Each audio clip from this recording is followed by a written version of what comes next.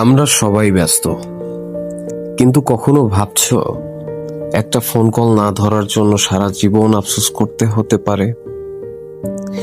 বাস্তব জীবনের অজুহাত। রাহাত শহরে চাকরি করে, দিন রাত কাজ, মিটিং, টেনশন। গ্রামে থাকে তার বাবা, বয়স হয়েছে, শরীর ভালো না। প্রতিদিন রাতেই বাবা ফোন করতেন। বাবা, কেমন আছিস? খাবার খাইছিস? নিজের খেয়াল রাখিস? রাহাত বিরক্ত হতো, ভাবতো একই কথা বারবার কেন বলে।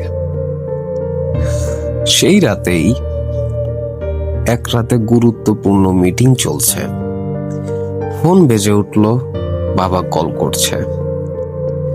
রাহাত ফোনের দিকে তাকালো, তারপর সাইলেন্ট করে রাখলো। নিজেকে বলল মিটিং শেষ করে কল ব্যাক করব। স্বাভাবিকভাবেই 5 মিনিট পরে আবার কল, সে ধরলো না। সকালে ঘুম থেকে উঠে ফোন হাতে নিল, একটা মেসেজ। রাহাত, আমি তোমার কাকা বলছি। তোমার বাবা নেই, শেষবার তোমার সাথেই কথা বলতে চেয়েছিল।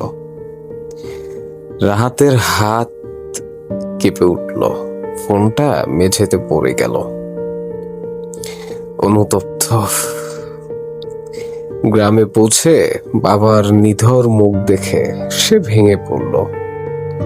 লোকজন বলল, মরার আগে বারবার তোমার নাম ধরছিল। রাহাত কেঁদে কেঁদে